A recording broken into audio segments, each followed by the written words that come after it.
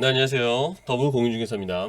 지금 또 많은 분들이 이런 질문을 또 계속 하시네요. 저한테 이제 토지를 매입하려고 연락을 주시는 분들이, 소장님, 지금 정부에서 이렇게 규제가 발표가 됐는데, 그러면 규제가 굉장히 강력한 초강력 규제다 보니까, 그럼 올해 소장님께서는 2021년이 가장 토지 투자하기 최적기라고 말씀을 하셨는데, 이렇게 규제가 강화가 되면 급매물 같은 땅을 지금 가진 사람들이 급매물을 많이 시장에 내놓지 않을까요?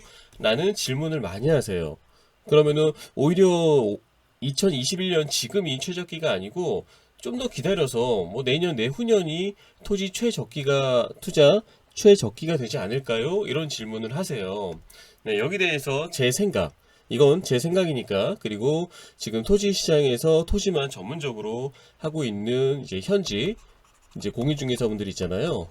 이 공인중개사분들의 의견까지 같이 한번 말씀을 드려볼게요. 여러분들 토지 있잖아요. 여러분들이 이 지상물로 대변이 되는 아파트 시장하고 토지를 똑같이 생각을 하시면 안 됩니다. 이 특징이 굉장히 달라요. 쉽게 말하면 이거예요. 아파트는 뭐냐면, 지금 아파트에서는, 뭐 양도세부터 해가지고, 그리고 뭐도 올리나요? 뭐 보유세, 뭐 종부세, 각종 모든 세금을 지금 다 올리고 있어요. 그렇기 때문에 이렇게 규제가 강화될수록 시장에 급매물이라든지 아니면 투자성이 없다라고 판단이 되는 대출을 많이 낀 이런 물건들은 시장에 이제 나오게 되는 거죠. 그런데 토지 시장은 좀 달라요. 토지 시장은 지금 현재 정부에서는 양도세만 언급을 하고 있어요. 그러면은 양도세를 강화를 했다 그래서 이 토지 쪽에서도 급매물이 많이 나오냐? 그렇지가 않을 확률이 높습니다. 왜냐면 아파트는 어떤 성격인가요, 여러분들? 여러분들이 거주를 하는, 우리가 흔히 얘기하는 의식주 중에 하나예요. 의식주 중에 이 주에 해당이 되는 직접적인 거주를 목적으로 하는, 생활과 뗄래야 뗄 수가 없는 그러한 성격을 가지고 있습니다. 그래서 각종 정부 규제라든가 아니면 어떤 금리 상황이라든가 이런 거에 굉장히 민감하게 반응을 하는 게 이 지상물 쪽으로 대변이 되는 아파트 시장이에요. 그런데 이 토지 시장은 어떤가요? 토지 시장의 대표적이고 아주 강력한 특징 중에 하나는 뭐다? 만들 수 없다입니다.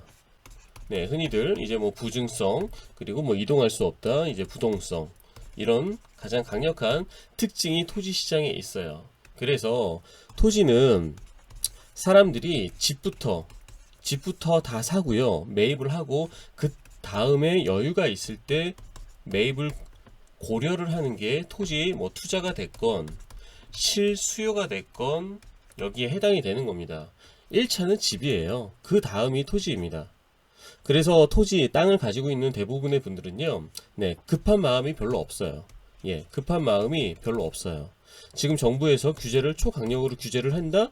그럼 사람들이 벌벌 떨어서 시장에 급매물로 내나? 천만의 말씀입니다. 전혀 그렇지가 않아요.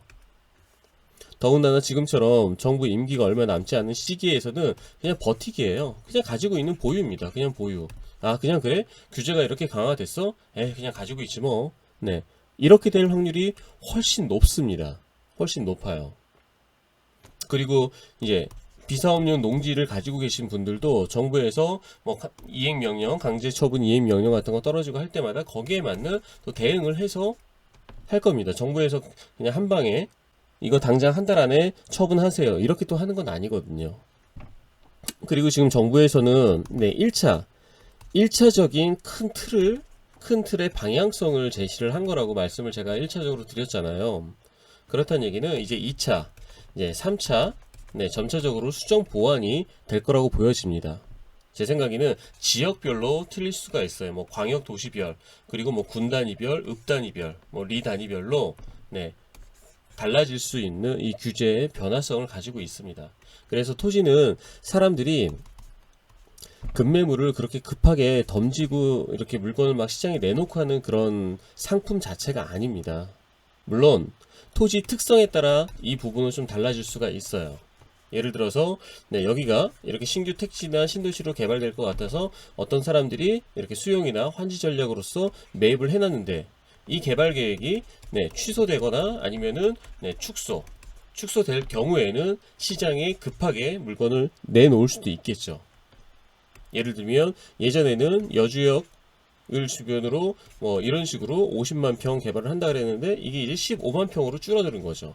그럼 이 주변에 막 땅을 가지고 있었던 사람들은 이 축소 계획이 발표되자마자 급하게 시장에 내놓겠죠. 이렇게 뭔가 이 개발 호재에 강력하게 의존할 수밖에 없는 그러한 토지들의 특성을 가지고 있는 땅들, 그런 땅을 매입한 사람들, 이 사람들은 사실 이 투기적 수요라고 좀 봐도 무방할 것 같아요. 개발 호재만 쫓아간 거기 때문에, 그렇죠? 예, 토지 자체의 구성 요소, 땅 자체의 경쟁력을 분석한 게 아니죠. 땅은 제가 늘상 강조하는데, 땅은 개발 호재가 가장 중요한 게 아니고 현재 여러분들이 답사하고 알아보시는 그 한 필지, 이 한 필지의 토지 이용 계획 확인원, 토지 이용 계획 확인원, 이 서류를 통해 확인된 모든 공법적인 요소에서 여러분들이 아무리 못해도 여러분들이 최유효 활용 방안을, 발음도 잘 안되네요. 최유효 활용 방안을 아무리 못해도 단독주택이나 근생시설이라도 활용할 수 있는 그러한 땅을 매입을 했다라면 여러분들은 이거는 투자라고 봐도 무방합니다. 근데 이게 아닌 그냥 개발 호재만 따라갔다. 근데 그 개발 호재가 뭐 지연되거나 축소되거나 완전히 뭐 어떻게 취소가 됐다. 거기에 따라서 의존성이 굉장히 높은 그러한 땅들은 뭐 급매물로 나올 수도 있겠지만, 그렇지 않는 여러분들이 이 상식적으로 알아보시는 그러한 땅들, 최소한 길에 붙어 있고 건축행위 가능한 그러한 땅들은 시장의 급매물로 나온다. 이거는 전혀 아닐 거라고 보여집니다. 그럼 여러분들은 어떻게 해야 이 개발지, 전국의 숱한 이 개발지에서 소위 좋은 구성 요소를 가지고 있는 좋은 땅을 어떻게 해야 여러분들이 먼저 소개를 좀 받을 수 있을까요? 현지 공인중개사, 저 같은 사람들한테, 그 부동산 사장님들한테는 다 VIP 고객분들이 있습니다. 이미 예전부터 사고팔고를 해오면서 정말 끈끈한 관계를 맺고 있는 분들이 있어요.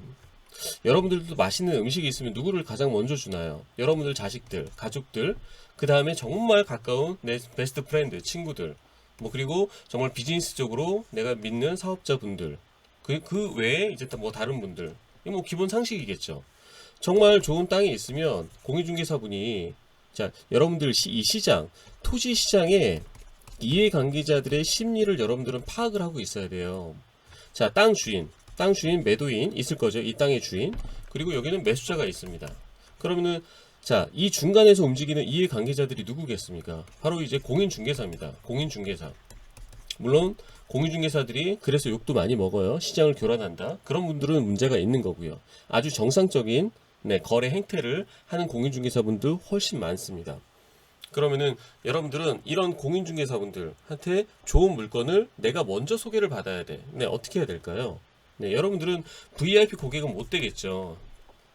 처음 만난 공인중개사, 처음 만나자마자 어떻게 VIP 고객이 되겠습니까? 몇 번 거래를 해야죠. 아무리 못해도 최소한 여러분들은 이 공인중개사 사무실도 방문하고, 인사도 하고, 서로 이야기도 하고, 상담도 하고, 이런 식으로 계속 친분을 쌓아 나갈 수밖에 없어요.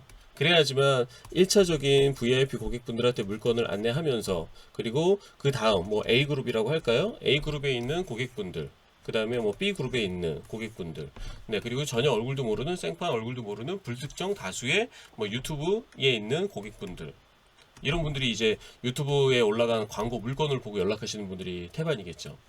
그래서 여러분들은 저한테도, 저희 더부 공인중개사한테 좋은 물건을 여러분들이 먼저 안내를 받고 싶으시다. 그러면은 최소한 여러분들이 저한테 이렇게 문자를 보내주세요. 여러분들의 성함, 그리고 투자 자금은 정말 중요합니다. 여러분들이 속이는 분들도 굉장히 많아요. 투자 자금 적다고 창피하고 그런 거 아니거든요. 투자 자금도 예를 들어서 2억에서 3억 사이입니다. 5억에서 10억 사이입니다. 좀 이건 어느 정도 좀 러프하게 잡을 수도 있겠지만, 그래도 가장 중요한 것은 솔직하게 여러분들이 투자 자금을 말씀을 해 주셔야 됩니다. 그리고 뭐 투자 목적인지 아니면 실사용 목적인지 적어 주셔야 돼요. 그리고 네, 여러분들이 관심 있는 지역, 관심 지역을 적어 주시면 더 알맞겠습니다.